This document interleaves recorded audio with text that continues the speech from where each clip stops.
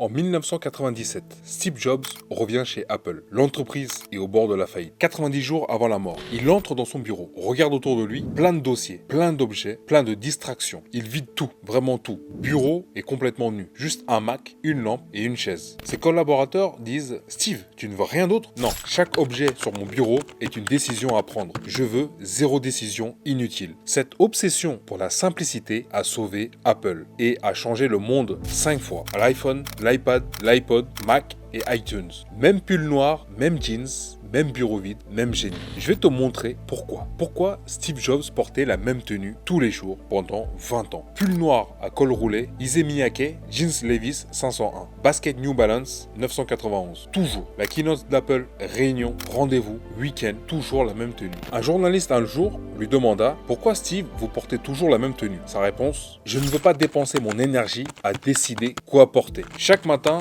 j'ai 1000 décisions importantes à prendre pour Apple. Choisir mes vêtements n'en fait pas partie. » Il avait commandé 100 pulls noirs identiques à Issey Miyake pour ne jamais avoir à y penser. Son bureau était toujours vide. Pas de cadre photo, pas de décoration, pas de dossier empilé, juste un Mac, une lampe et une chaise. Pourquoi? Il disait que chaque objet que je ne vois me demande de l'attention. Je veux donner mon attention à une seule chose, créer. Même philosophie chez lui, sa maison, quasi vide. Pendant des années, il n'avait même pas de meubles dans son salon. Juste un sol en bois et une lampe et un tapis. Sa femme Lorraine disait « Steve ne voulait acheter un canapé que s'il était parfait. » Ça lui a pris 8 ans pour en trouver un. 8 ans pour acheter un canapé parce qu'en fait, il préférait rien plutôt que quelque chose d'imparfait.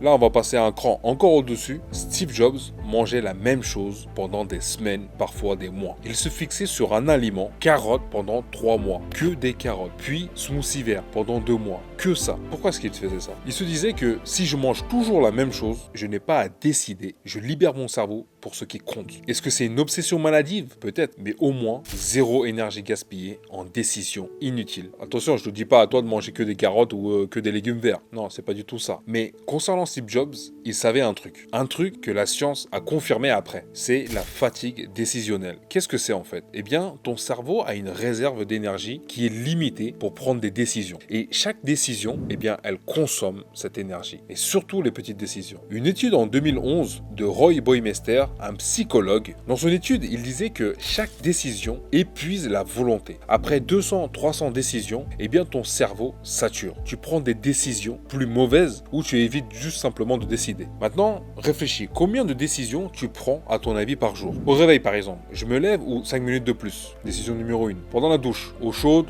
eau tiède, eau froide, décision numéro 2. Petit déjeuner, prends un café ou un thé avec pain ou céréales, décision 3 ou 4. Maintenant les vêtements, quelle chemise, quel pantalon, quelles chaussettes, quelles chaussures, etc. 5, 6, 7, 8 décisions. Et à 7h30 du matin, tu as déjà pris 30 décisions. Maintenant tu arrives au bureau, ok, je commence par quoi? Quel mail est-ce que je réponds en premier? Décision 31. Je prends quel dossier? Décision 32. Je bois un café maintenant ou après? Décision 33. À la fin de la journée, tu es entre 200 et 300 décisions. Ton cerveau est vidé. Et les décisions importantes du soir, stratégie, vision, création, eh bien tu les prends avec un cerveau qui est mentalement épuisé, qui est fatigué. Steve Jobs a compris ça avant tout le monde. Sa solution, c'était d'éliminer toutes les décisions inutiles. Pull noir tous les jours égale 0 décision vestimentaire. Une économie de 7 décisions par jour, ça fait quand même 2555 décisions par an. Le bureau qui est vide, ça fait pareil, 0 décision. Je range quoi? Rien. Menu répétitif égale 0 décision. Je mange quoi? Je sais ce que je mange tous les jours la même chose. Résultat, eh bien Steve arrivait à ses vraies décisions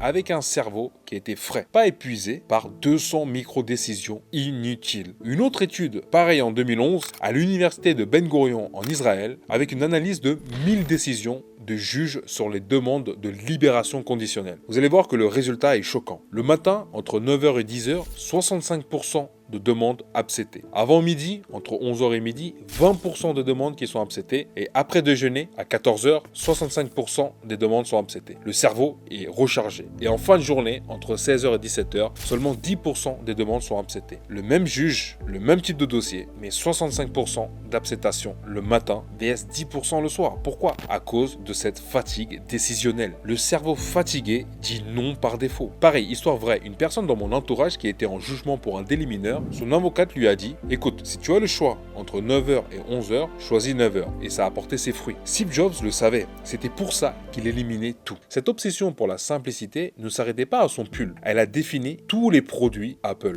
Regarde, en 2001, Apple lance l'iPod. Tous les lecteurs MP3 de l'époque, 20 boutons, menu compliqué. L'iPod de Steve, une molette cliquable, c'est tout. Haut, bas, faire le tour, clic, and play, c'est tout. Ses ingénieurs lui demandent « Steve, on pourrait ajouter des fonctionnalités ?» Lui, non, enlevez-moi ça. Je veux qu'un enfant de 5 ans puisse l'utiliser sans lire le mode d'emploi. Résultat, 450 millions d'iPod vendus. 450 millions. En 2007 maintenant, Apple lance l'iPhone. Tous les smartphones de l'époque, clavier physique, 30 boutons. L'iPhone de Steve Jobs, un seul bouton. Tout le reste est tactile. Il fait cette présentation mythique au Keynote et sur scène, Steve Jobs dit « Aujourd'hui, Apple réinvente le téléphone. Today, Apple is going to reinvent the phone. » Il sort l'iPhone de sa poche, pas de clavier, pas de stylet, juste votre doigt. Les experts tech disent ça va jamais marcher. Les gens veulent des boutons. Mais non. Résultat, 2,3 milliards d'iPhone vendus pour de la simplicité. Apple devient à ce moment-là l'entreprise la plus valorisée au monde. Le Mac, pas de vis apparente, pas de câble partout, juste un écran de clavier et une souris. Steve Jobs détestait la complexité. Un jour, il demanda à ses ingénieurs combien de clics pour allumer un Mac et ouvrir Safari. Ses ingénieurs réfléchissent et disent